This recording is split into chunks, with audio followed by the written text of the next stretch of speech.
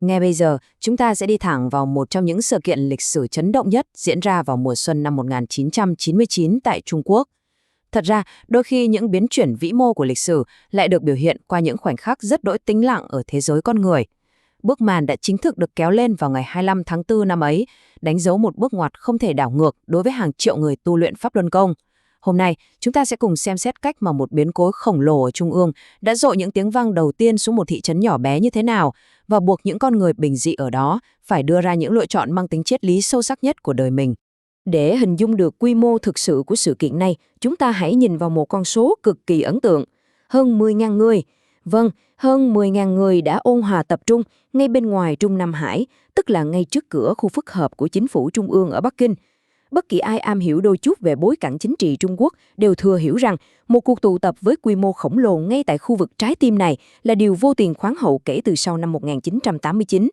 Nó diễn ra hoàn toàn tĩnh lặng, nhưng sức nặng của nó thì đúng nghĩa là làm rung chuyển cả một hệ thống. Vậy rốt cuộc điều gì đã châm ngòi cho biến cố khổng lồ này? Mọi thứ diễn ra theo một chuỗi leo thang cực kỳ chóng vánh. Bắt đầu khá là khiêm tốn vào ngày 11 tháng 4 tại Thiên Tân, khi một bài báo mang tính phê phán bôi nhọ được xuất bản. Ngay sau đó, từ ngày 18 đến 24, hàng ngàn học viên đã tự phát tìm đến Thiên Tân để giải thích sự thật. Nhưng thay vì được đối thoại, họ lại phải đối mặt với hơn 300 cảnh sát chống bạo động.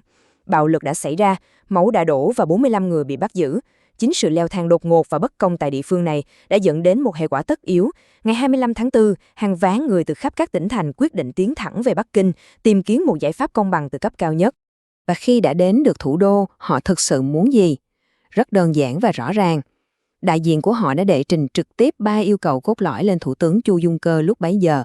Thứ nhất là thả những người bị bắt sai trái ở Thiên Tân. Thứ hai, cho phép họ có một môi trường hợp pháp, thoải mái để tập luyện.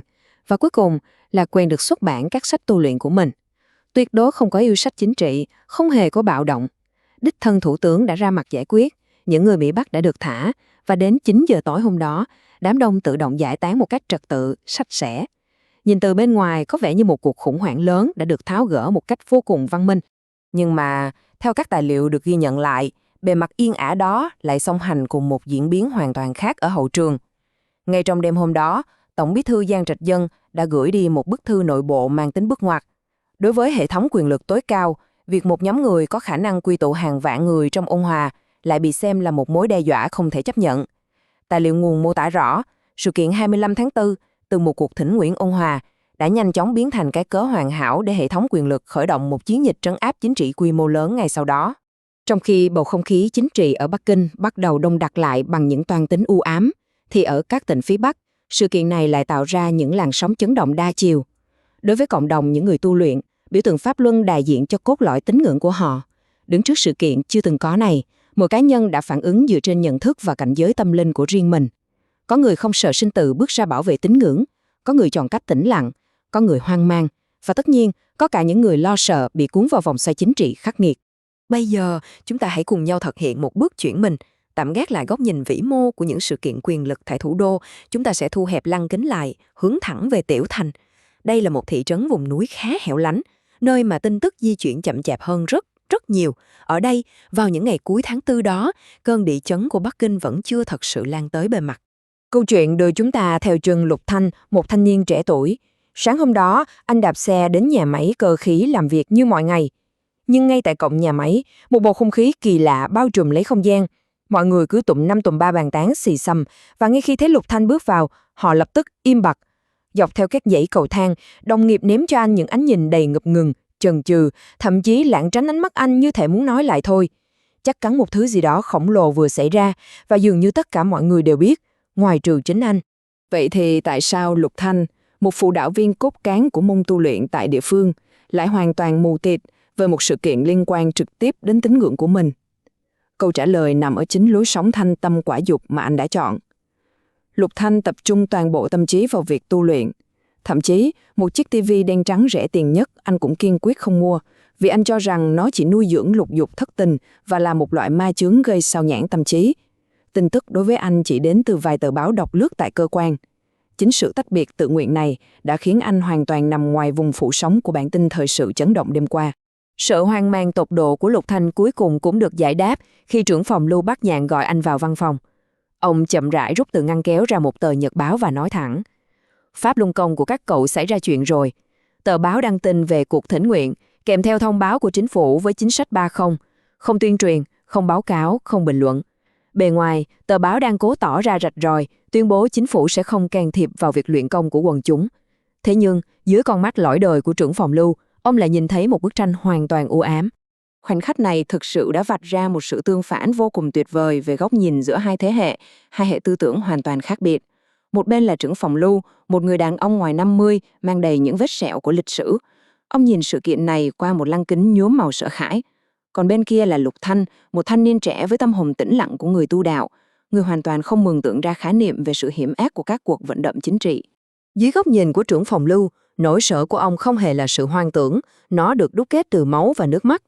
Ông là người từng trực tiếp nếm trải đại cách mạng văn hóa, từng bị bêu ríu hấp phố phường với chiếc mũ xú lão kiểu, một phần tử trí thức bị khinh miệt thời bấy giờ. Bằng chính kinh nghiệm cá nhân cay đắng, ông tin chắc chắn rằng bất kỳ nhóm người nào có sức mạnh quy tụ hàng vạn người đều sẽ chạm vào vảy ngược của giới cầm quyền. Bất chấp những lời xoa dịu mượt mà trên mặt báo, ông dự cảm mạnh mẽ rằng một khi sự việc lắng xuống, những cuộc thanh trừng khốc liệt chắc chắn sẽ bắt đầu, và ông thực sự chân thành lo lắng cho Lục Thanh.